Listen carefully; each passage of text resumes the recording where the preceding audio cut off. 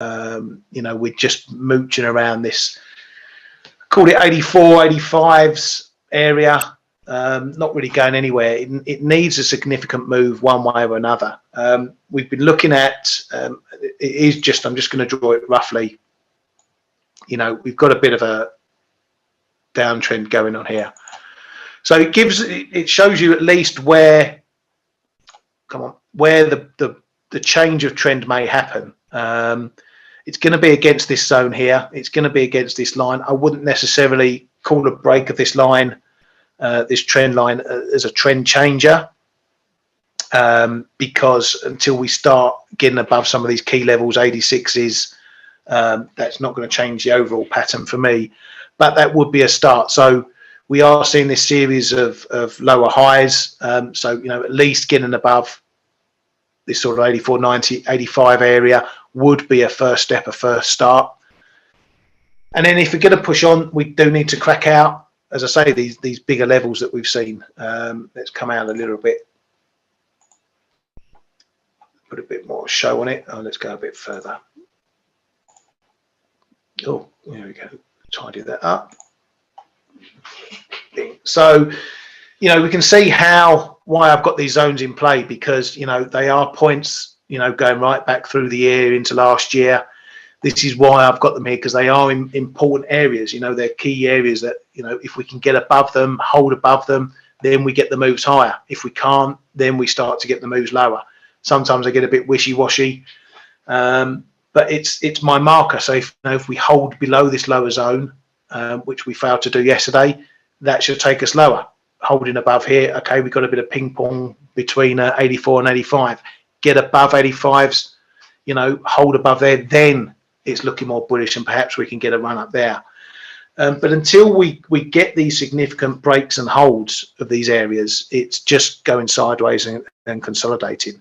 So as far as your trade, Andrew, perhaps we can get up to the 85s, 20s, 30s. But I'll be very careful if we don't. If you get something up near 85, that may be somewhere you want to look at. Maybe just to take a bit of profit off the table in case we don't move up through the 85 and through that zone there. At least you've got some money in the bank, and maybe you can move your stops up behind just to protect your risk thereafter. But for me, yeah, I've still got a bullish bias, but I don't want to be buying it here. I either want to be buying it lower down, low 83s into the 82s, or perhaps a break of 86 and more so 87, because that will really signal a change around in this trend. And as you can see, we can't. This is the big number up here, this fib, and the 86, 87 to probably 87.20 is a number we've got to get above.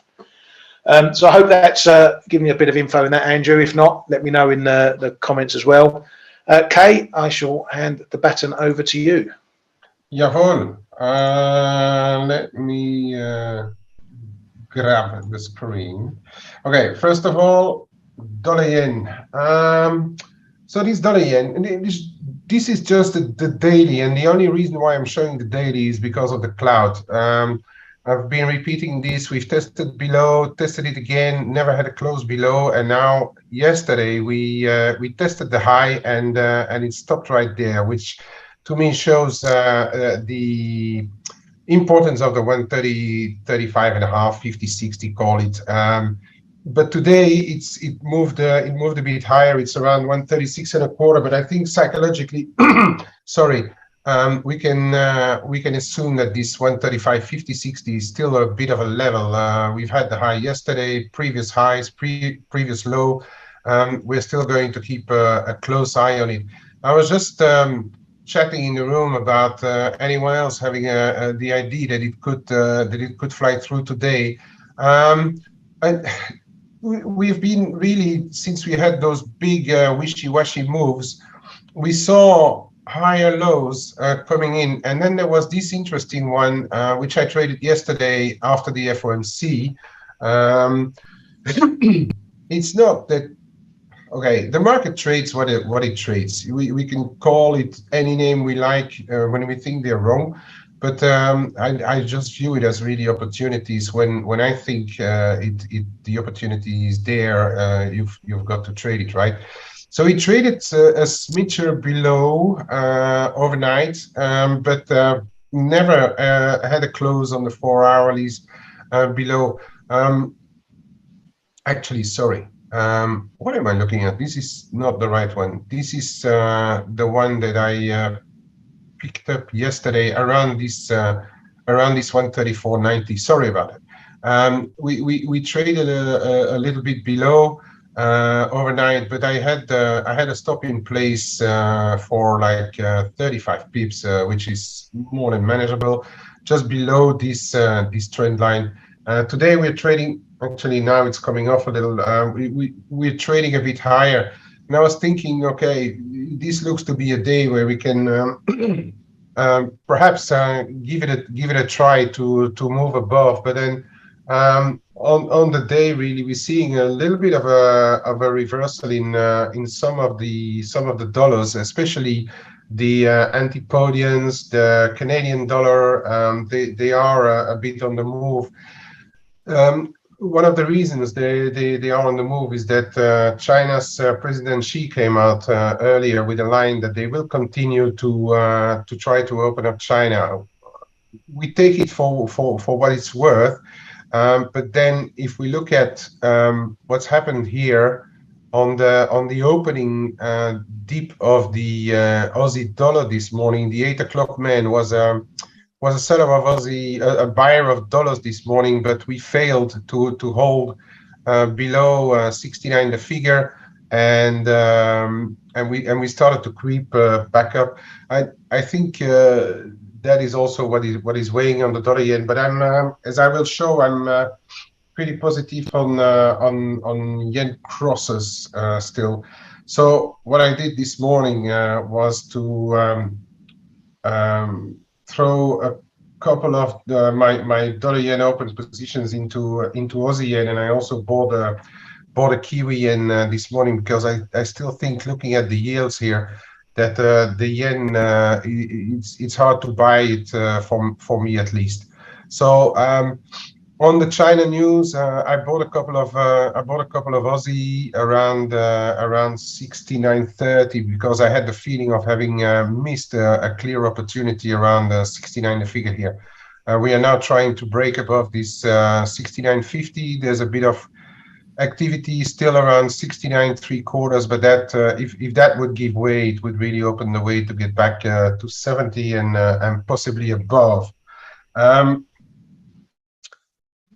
Which leads me to Aussie yen, and then Aussie yen. A couple of sessions back, we had a retest here of this 93.20, 93 the figure zone, and it seems to be pretty bouncy off there. So when the China line came up, and in conjunction with what I'm thinking on the yen, and then what she was saying, I've decided to buy Aussie dollar, and I will be watching this Aussie yen to see if we can get back up towards the 95 zone, perhaps. Risk here is if we really clearly break back under 93 figure 20 on this one in the bit more medium term. So, and as I also said, I bought a small Kiwi yen already early doors. Been watching this 84, 35, 55 area, and it's been holding. This is a daily chart. It's been holding. So this morning, I bought smalls in the. Well, it's around. It's actually doing pretty nicely around 84, 64. Let me have a look in. Trades room, yeah, 64. I managed to get it in. So so I'm rather focused on yen crosses again. Keeping in mind also that I'm keeping a small dollar yen open, because I think sooner or later yen is still going to remain on the defensive, even versus dollar, for as long as the US 10s are not crapping out. Moving on over to the metals. Gold, I don't have much in it. It's coming to rest here on the 1761. Then on um, the what did we have earlier? We had the China lines, and there was another one. Let me just quickly scroll back through what we saw. No, it's mainly the China lines and the some of the manufacturing data we also had, which were doing pretty okay. So this one, I thought we may have a look at the 1750 to try a long, but it's holding already in between. I think we are in a bit of a range here. We need to get back through the 1773. We are trading 1770 right now to make headways again for higher levels. This one, I was trying to be very patient, but I don't know for how much longer I'm going to be patient. I have a bid in at 1945. We stopped around 1960 this morning. Oh yes, it was the injections of China that I was looking at, and the China trying to open up. I think if we get not too bad economic data, we should be somewhere getting closer to interesting levels to get long silver again. I don't know if I'm going to wait for much longer, but if I see a dip today, and I'll try to get involved. Perhaps split my order in two, buy at market for a piece, and then leave an order here around this 1940. Keep the rest in. I do think, as I've been saying for a long time, it was a bit touch and go for a while because the economic data we're slowing down. But if the government signal their intention to do enough to revive the economies, this one should be a real beneficiary because it's an industrial metal, right? So the rest, yeah. I don't have much interest in dollar Canada really, but we are capping around this 129.40 50 constantly, and we're trading back sub 129. It's a range play for me between 128.30, 129.30, 50 for the time being. More interesting one is my Euro Canada. I've sold it on the way up, and then this morning I was feeling a little less confident on it, so I sold it up to I need to. This is not the right one. This is euros. I think some people sold euro Aussie this morning in the room, which was an absolutely cracker because they sold it above 147 towards this. There's some decent resistance there at 147.30. So all of those who sold euros, they're well done, guys. Also, as Bran is noticing, copper is on the rise, so that should be helping the longs Aussie for the time being. But I wanted to show the Euro Canada. So I was, as you know, I've been running a short in there. So my last sale yesterday was around 130, 160. Started to already manage a bit of those ones in this 35, 40 zone. Now we've broken back below. It's looking a little bit more promising. I've got about half-ish in, scaled it back from 2/3 really of a full position open, scaled it back to about half because I wasn't really sure this morning. But now now we are back below here. I'm happy to see if we can go back down to 130.90. Why not 130 and 130.30?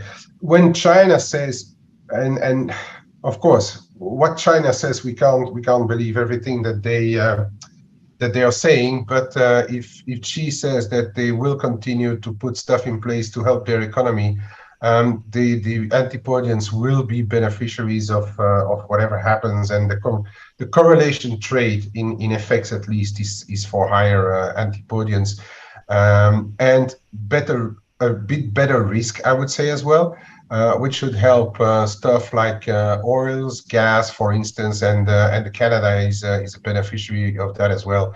So that's what makes me a little bit more confident. Um, I'm not going to. I was saying originally I was going to wait for 132, 1020 to get out of it, but I think if we break above this trend line, I'm not going to feel very confident. So I might step out of it if it breaks above 131 3/4. I will manage a bit more on the way down to improve my average as I do usually. So um, as to bring it as close as zero risk as possible. It's a bit difficult to do to get always down to zero risk, but if we trade it in and out, it's feasible. Moving over to this morning, we had the Norges Bank. They raised 50 bps as expected. They're keeping their rate path and even leaving the door open to do a bit more. So I'm thinking that Norway, the NOK as a currency, should still be a beneficiary of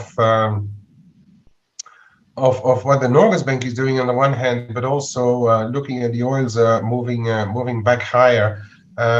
This could be a good one to have for now, but time may be playing against the Norwegian krone. We've been talking about that in the room this morning, and I'm a little bit in between two chairs. I think in the short term, NOK can go a little bit stronger again. But then medium term, come September, and I recall the Norwegian government saying that they might screw back the oil exports a little bit to satisfy the internal demand during autumn and winter.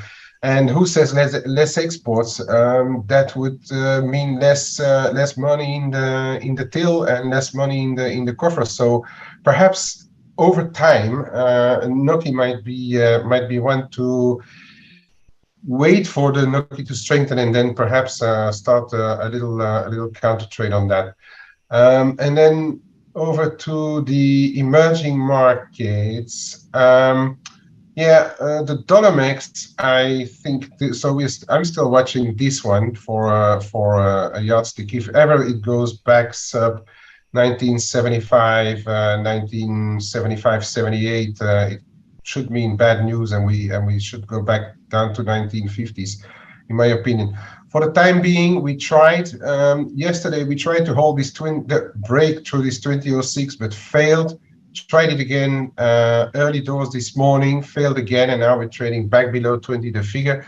So watch this 2006 on the other side. It's also a bit of an MA, but I'm not a big fan of MAs especially not in the shorter time frames in FX. I think the 100, 200 may be more interesting, but I think M&As are moving averages are more interesting when it comes to assets like stocks, oil, and gold and silver, for instance, than purely FX. But that's only a personal view. Euromex then, classic. Try to break back above the 2040 zone. We had a bit of a short-term stop run. I was starting to feel a little bit nervous because I've been adding, as I was saying, between 2031 and 2040. So today, this morning, and on the way down here now, I started to add to manage a little bit of my ads, and I will be waiting for a close today to see if we can get a comfortable close sub 2030 or not. If we do, I might even try to push my luck and start to sell again to see if we can finally break this 2004. For the time being, I have about half of original, which is about a third of a position, which I would have in majors. I'm on EM currencies, since the volatility is much higher. Usually my amounts are a bit smaller as well. So we are still watching this 2040 for a close on the Euromex initially, and I think I'm about done, Ryan, for me. Yeah, no worries, mate. Let's grab that back. There has just been a headline out. Let's just show it. Show it there. He says, share there. So yeah, it's just been a headlines out or announcement from the Bank of England. They're going to unwind all the stock of their corporate bond purchase scheme at the end of 2023 or early 2024. The nominal value for the auctions is going to be around 13 billion. So this is a bit of an unwind of some of the balance sheet stuff that they've built up. They're going to hold 2 auctions a week, and roughly they're looking to do about 200 million a week in those auctions. So this is almost small scale balance sheet reduction here. I don't think there's going to be any big FX impact from that. We may see some minor flows before or after the auctions, depending on who's bought what. But at 200 million a week, split over 2 auctions, you know, even if one player comes in from overseas and buys the whole 200 million and has to do FX for it, that's not a big amount to do. But in terms of just the Bank of England and the wider theme of central banks, you know, reducing their holdings and balance sheets, this is just something we'll just keep an eye on to see if it does have any market impact there. I'm not sure what else to look at the moment. I'm a bit neutral on a lot of pairs and a lot of trading at the moment. We don't seem to be going anywhere. That 120 in cable, as you can see there, I was banging on about it all week being a decent area, and I missed it before it was trading around 20s when I sat down. So maybe I would have had a little pump. Who knows? Hindsight trading is always wonderful. For me, yeah, as I say, I'm not really looking at anything at the moment. You know, keeping an eye on stocks as well. Had a disappointing trade in that. Trying to get the break up. Did a complete 180.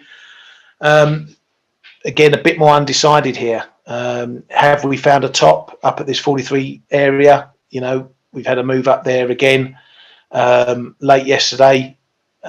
I can't remember if it was the face or the flow show. I mentioned if we do get a test of 43, is it going to solidify that resistance again? It looks to be the case. So this again is a big level. It could still be setting up for a potential break trade. I tried it once, hasn't worked. Maybe it's going to set up for another go. We'll see how long that becomes resistant or stays as resistance in that 43s. As for the downside, it's really open at the moment. You know, we've got a little bit of confirmed double bottom here, just on the short term. 42.50 looks to be the number. So for now, look to play the range there and up to 43s and 43.10, and then the prior high to see if we're going to get a break either way. I'm probably going to let the price action develop a bit more to see what happens. Oil as well. And just quickly before we do that, I want to go back to the bonds, the US bonds particularly, because Kay was talking about the inversion, but we've got a bit of a funny situation here, you know, where we've got the front end high, then it dips a bit, and then it goes up again later on. It's a bit all over the shop.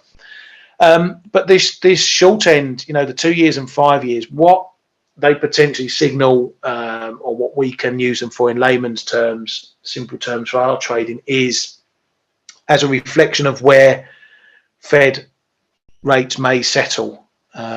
So with a terminal rate roughly being, you know, in the market's eye of around, sorry, not a terminal rate, a neutral rate of roughly being around the, you know, maybe 2.5% to 3% area. That's the point where rates will come back down to, once the Fed has achieved all its goals, the area where they think rates will sit nicely for the economy. So it's a little bit higher than what the estimates are of around 2.5% to 3%. So that's what you need to keep an eye on. That to me suggests that the market is, or some in the market, at least in the bond market, is on board with what the Fed are doing. They're going to have to keep rates higher for potentially longer. This may get borne out next week when we get the Jackson Hole. If Powell decides to give us a little intra-meeting update, let's call it, ahead of the SEP FOMC. Right, Cannon, let's have a look. Arif, I just wanted to go back to a point you raised about the funding program, Arif. Let me just go back to your comment.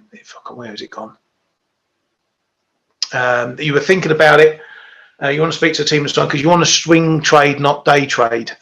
Now, I need to go and check with the guys, and please do, if you go on here and click through to the link, there's actually a set that, I think it pops up somewhere. There's actually a chat function there, so you can go and speak to any of the guys and ask any questions about that. But I believe that the rule in which you have to exit all trades on a Friday, I think that might be changing so you can hold trades over a weekend. I'm not 100% sure because obviously I've been away for a couple of weeks. I don't know what the latest is on that. So if you did want to swing trade, you now can potentially hold your positions. But as I say, I'll look into that for you as well. But also you can, oh, there you go, Jane's in. You can pay an extra to trade over the weekend, 10% of the assessment fee. Okay, so anyway, if you want to find out a bit more about that, Arif, then please use the chat function there. And obviously the guys will detail what you can and can't do. Right. So, yeah. Yeah, I want to comment on what Chris is asking us. He's asking, Cayman, when you guys say something like a third of a full position, do you mean a third of a standard lot or about 30,000 euro CAT, for instance, or something else? The answer is something else. Each and every one has a comfort zone for positions. It could be half a lot, it could be one lot, it could be 150 lots. The way I express my positions, which is actually giving a lot away already, considering this is a free show. No, the way I'm saying it is that so each and every one has a comfort or a comfortable or something that they consider a full position for themselves. And the only reason why I'm giving a half, one third, one fourth examples is I don't want anyone to feel uncomfortable with giving away real position sizes, whether it is a small account or an absolutely large account. So those are very personal to each and every individual. So that's why it's much easier to talk fractions of full positions, for instance. So yeah, I'm not giving away my full position size. You don't have to. If you feel comfortable with one lot, as I say, if you feel comfortable with one lot or a million lots, that's up to each and every individual. So we never talk about real amounts because we want everybody to feel comfortable. A move is a move. The investment you make into a move is really personal, and but in that way we talk about same things. We talk about moves and price action and where the currency pairs are going. Yeah, it's more about your risk than your amount. If you know what I mean. You know, if I go and trade, I trade pips or pounds per pip. So if I go and trade a high amount, that's higher risk. And like cases, if we start printing those sort of numbers, you know, I don't want people looking and thinking, oh, he's trading a bundle, I need to trade a bigger size too. Because that's dangerous if you're not taking it into account of what your account size is, you know. So it should always come down to your risk, you know, trading, you know, between 0.5 and 1% risk on any one trade, and I can trade less than that if I'm doing small trades. It's all about what you feel the risk is on that particular trade. Some trades you have high conviction, you trade a bit more. Some trades you don't, you trade a bit less. If you're scalping, you trade smaller. If you're trading longer term, you can build up a bigger position. It's all about your own risk parameters, and what cases is very important there. Arif, just want to have a look at oil. Yeah, funny. I jumped on the inventory spike yesterday, which happened here, the inventory data that we get from the US. Just a bit of I wouldn't call it a punt, but a grab. You know, oil had been soft all day. It'd been, you know, lounging around, you know, the 87s, 86s. We got that pop on the inventory data. For me, it just took it out of kilter. So I had a short at 88, a bit late, 88.20. Managed to run it down pretty much to the lows. Got hit on my trailer. If you're looking for the market to go lower, I think there's potential for it to go lower if we get further bad news out of China. That's always your yardstick for commodities in general. If we get growing talk globally about recessions and whatnot, again, that's going to keep things like oil under pressure. Sitting here right now, I think oil, the path of least resistance for oil is down as opposed to up. But if you're short, you've got to watch out the points. If we start breaking back above 90 and this bigger zone up here, so 93s, 94s, back above there, then things are turning around. But otherwise, I'm probably sitting here more bearish on oil than I am bullish. Any other ones quickly before we jump off? You covered EUR, AUD. Brian loves a bit of DXY. We're gonna have to have a show on DXY one day, Kay. Gonna have to. Yeah, tell me when so I can take a day off. Cool. Okay. Well, if there's nothing else, and if you do have something, then the Philly Fed, will it have an effect on silver? It's not. The Philly Fed is just one of the regional numbers. It can be market moving if it's big. Probably a minimum effect on silver unless the market really takes the bull by the horns in seeing negative on manufacturing. I wouldn't trade silver off the back of the Philly Fed, but use the Philly Fed to put it in the pot of all the other information that can build into the picture for silver and commodities generally. Okay, boys and girls, if you have any other questions, then stick them on a bit of paper, bring it to us tomorrow, and we'll get through those as well. As mentioned by one of the other viewers there, you can join us on the Face show later on, where we do it all again, and we get input from the great Coach Dale and Blake, and maybe Steve and Stell if he's back from his 6-month holidays. Really going to give him some grief for that. Anyway, have a great day for the rest of the day. Trade safe, trade well, and we shall see you all tomorrow. All right, guys.